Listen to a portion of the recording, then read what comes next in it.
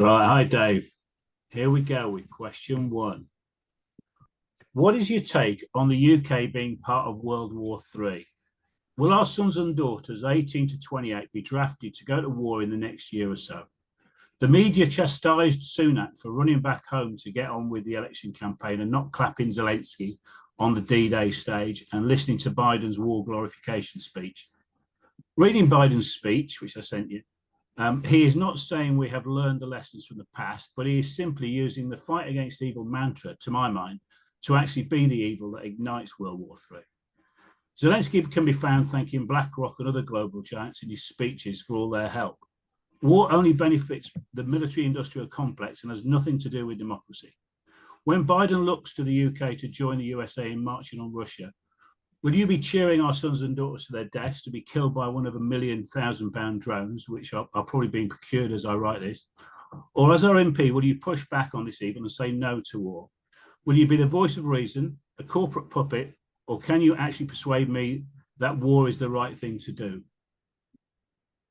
2 minutes. Okay, well, there's a lot in there, John. Right, okay, first of all, I love the UK and I love what we're all about and who we are. The D-Day situation with Rishi, I think, is down for the Conservative Party to answer, but I've already heard their answer. It was disgraceful. You allocate that time and you use that time for what you want it for. In regards to war, I don't think anyone could be complicit in wanting war.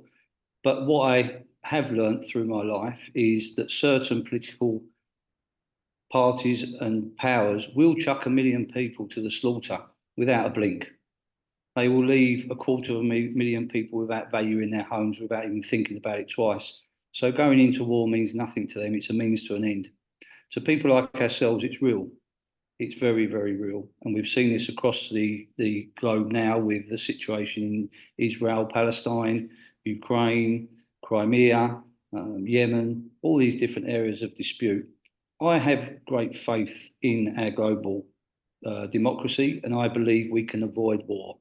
I really do, if we're strong and resilient and we allow democracy to take its foothold rather than an individual ideology which pushes people into war without any consideration of that loss. So I believe that political parties are more than capable to sending our children and ourselves to the slaughter at any point which suits their political ideology.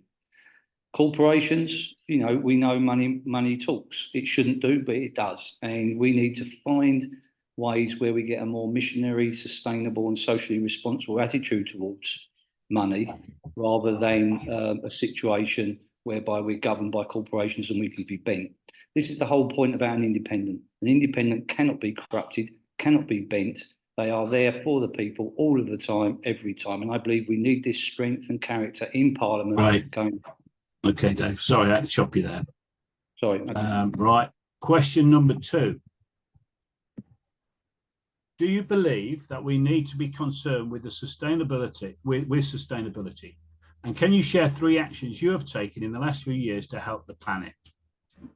Can you think of any projects that you would rally support around if you were our local MP? That would be a force for good and encourage residents to become more aware of the need to think more sustainably and encourage positive actions towards a more sustainable future. 2 minutes. Okay, I think sustainability and a situation whereby you're putting communities and the world and everyone first has got to be in your DNA. It's got to be there from the moment you wake up to the moment you go to bed. Every decision I make in my businesses is about sustainability, and every decision that I make in my life is about sustainability, social responsibility. I believe there's 2 camps. We've got a mercenary camp, which take advantage of situations all the time and don't care about what happens and the repercussions of what their actions do. And I think we have a missionary camp. I want to look towards the missionary camp with a social responsibility and a sustainability option. In regards to me in my local area, I probably couldn't put my finger on it right now, John, in regards to what I've done. But every day I get up and I try my best for my community in every way I can. I fight for all different types of things, whether it be for changes in development, whether it be changes in the way that we view our nature, It's everything about putting our community and our individuals first. So I honestly can't pick one out of the air now. I think since I've been elected, both in the parish council and in the main council at RBWM, I've shown that I always put the community and the people first. But sustainability is critical. Without us sustaining our environment and our traditions, we have nothing. So really, I probably can't pin it, but it's in my DNA. I do it every day from the time I get up to the time I go to bed. My family do it. That's the way we live. Excellent. Thanks, Dave. That was really good.